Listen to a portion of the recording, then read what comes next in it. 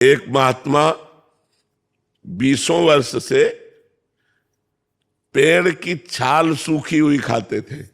किस लिए? काम विजय के लिए। कि किसी भी तरह का शरीर में पुष्टता ही ना होगी तो काम क्या करेगा। अवस्थि मात्र हुए रहे शरीर, हड्डी हड्डी शरीर में रह गई थी और तपस्या करते। सूखी छाल जो पपड़ी होती है ना वृक्षों की, वो मार पाते थे। कोई भोजन नहीं, कोई पत्ता नहीं, कोई फल नहीं, कुछ नहीं। जब 20 वर्ष हो गए तो कामदेव प्रकट हुआ, कहा हम तुम्हें परास्त करेंगे। तो उन्होंने मुस्कुरा के कहा तुम्हारी ताकत क्या कि तुम मुझे परास्त कर लो। बोले अच्छा चलते हैं। दूसरे दिन जहां वो पपड़ी खाते थे ना, वहां हलवा लगा मिला। उन्होंने समझा मेरी तपस्या से डरकर प्रकृति मुझे दे रही, तो मुंह मार मार करके जहां जहां पपड़ी खाते थे वहां हलवा लगा मिला। हलवा पाया। 20-25 दिन हुए, थोड़ा खून दौड़ा नस नाड़ियों में।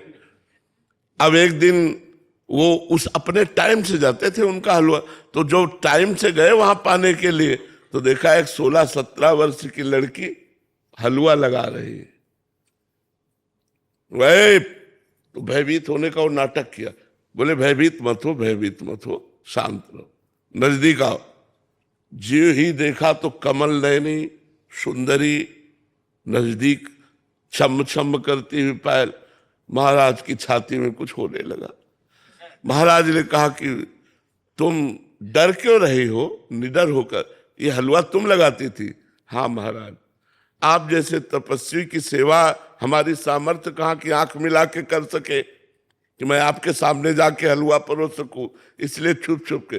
बोले आज से छुपने की जरूरत नहीं है और पेड़ में लगाने की जरूरत नहीं, सीधे ले आया करो पात्र में हलवा।